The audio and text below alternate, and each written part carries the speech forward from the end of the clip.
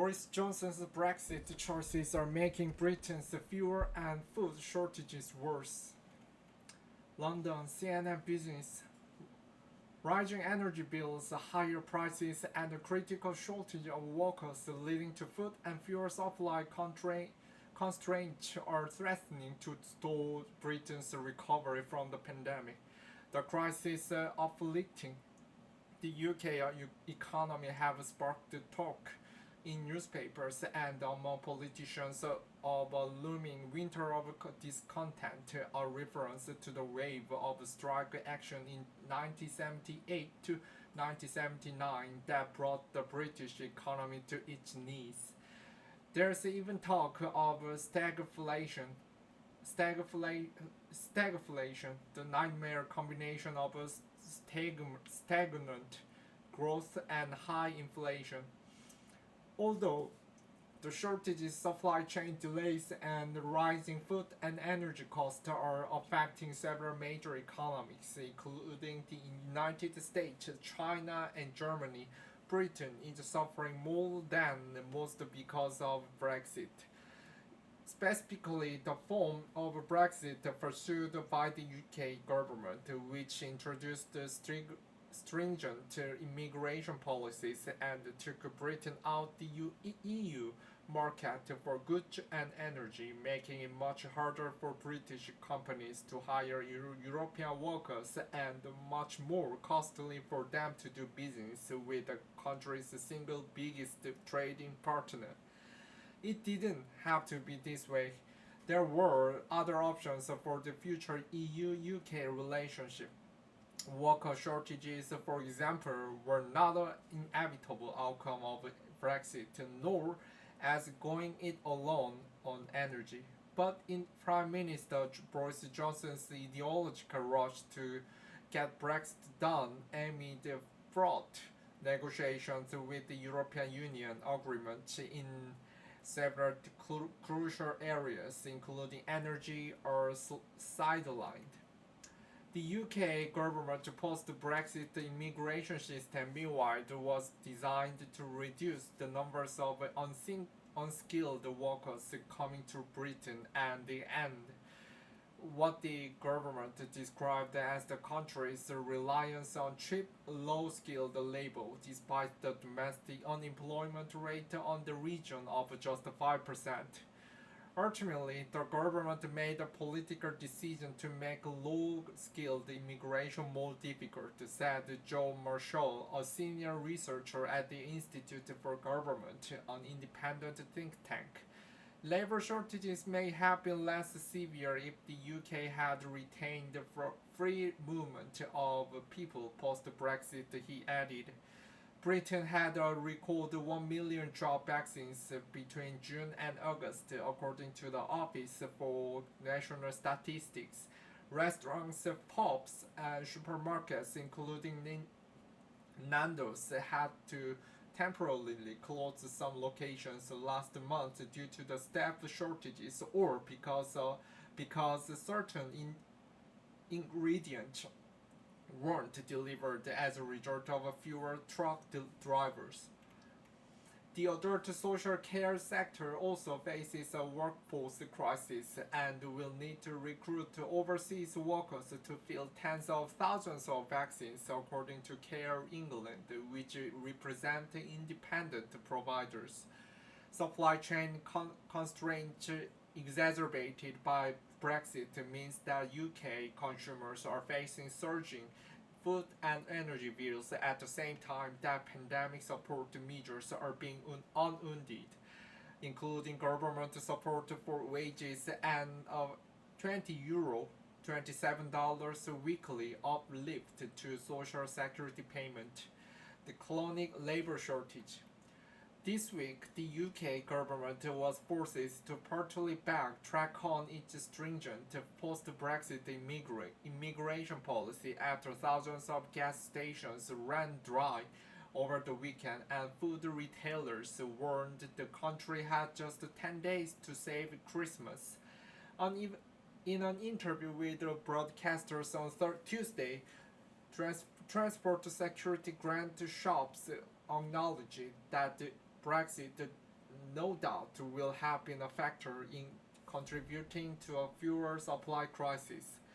To ease the pressure, the government will issue temporary visas to 10,500 foreign truck drivers and poultry industry workers. But industry groups say the measure won't make much differences, in part because it's unclear whether EU workers want to come back to a country that's become more hostile to their presence. British Chambers of Commerce President Ruby McGregor-Smith said that even if short-term visas attract the maximum numbers allowed, it will not be enough to address the scale of the problem that has now developed in our supply chains. She likened it to throwing a thimble of water on a bonfire. The UK military is now on standby for fuel deliveries amid warnings from the British Medical Association that healthcare workers, including ambulance drivers, won't be able to do their jobs as pumps run dry. Although the Petrol Retailers Association said on Tuesday that there are early signs that the crisis at pumps is ending. Vehicles are seen outside the petrol station in London in September 27th. The shortage of drivers has been exacerbated by Brexit, which resulted in tens of thousands of EU nationals leaving trucking jobs and other occupations in the United Kingdom. Johnson's decision to end the free movement of workers following Brexit has also made it more difficult for Europeans who had returned home during the pandemic to come back. While many have rights to remain in Britain, they have been made to feel pretty unwelcome because of Brexit, said Alan Winters, founding director of the UK Trade Policy Observatory at University of Sussex. COVID was just the straw that broke the camel's back, in the sense that things have just become less present here for EU workers, he added. The exodus of workers is a major problem for many sectors, which over 4 decades of EU membership had come to rely on steady inflow of labor. The supply of EU labor was taunted up with no clear roadmap as to how this transition would be managed without disruption to services and supply chains, said McGregor-Smith. Managing the transition with a plan agreed between government and citizens should have been in place from the outset. The recent Grant Thornton report commissioned by the food and drink industry estimated that there were an excess of 500,000 vaccines across the sector. Farms and food processors have been forced to cut back production or simply let crops go to waste because they won't have enough workers. That's leading to reduced ranges of products at supermarkets and, in some cases, empty shelves.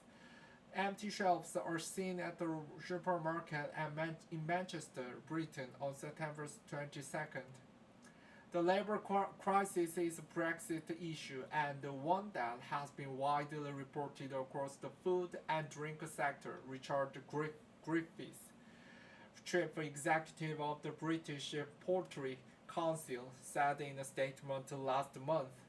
According to Nick Allen, the CEO of the British Meat Processors Association, called the BMPA, a lot of farmers simply haven't reared turkeys in the lead up to Christmas because the labor supply was so uncertain.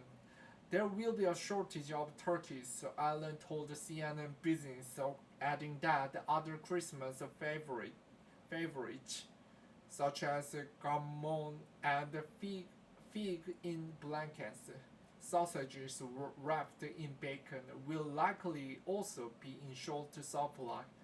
Data from Adimo, a shopping technology platform that tracks consumer interest in 300 brands, shows that the percentage of products out of stock in UK supermarkets is reaching levels experienced in March 2020 when shoppers were panic buying was as coronavirus cases climbed. The company predict that by early December, UK shoppers will experience a worse grocery shortage than at the peak of the pandemic last year. Alcohol, dairy, meat, and frozen foods are going to be the most affected. According to Adimo CEO Richard Kelly, a lack of choice and rising supply chain costs will all affect the prices consumers have to pay for their weekly or Christmas shop, Kelly added. Increasing wages on farms and in food processing plants to attract more British workers will also eventually filter through to higher prices, said Allen. We all want a high wage economy, but somebody has to pay for it. Energy crisis. Rising food prices come as Britain grapples with a spike in the natural gas and electricity costs, driven in part by chilly spring temperatures earlier this year, rising demand from China, and lower supplies from Russia. Soaring energy prices are a problem in Europe too. But the situation is particularly acute in the United Kingdom because the supply crunch has been exacerbated by the lack of large natural gas shortage facilities, delayed maintenance work, and fire that shut down a power cable from France. Earlier this month, skyrocketing gas prices prompted a major US fertilizer manufacturers to suspend the production in Britain, turning up most of the country's supply of carbon dioxide to the food and drug industry in the process. The gas is used to stone the animals for slaughters, as well as in packaging to extend the shelf life of fresh, chilled, and baked goods, and in the production of carbonated drinks. None of these problems can be blamed on Brexit, but the minimalist EU trade deal Johnson signed last December has left the United Kingdom to navigate the current crisis alone because it did not include any agreement on energy. That meant Britain left the EU internal energy market on December 31st, 2020.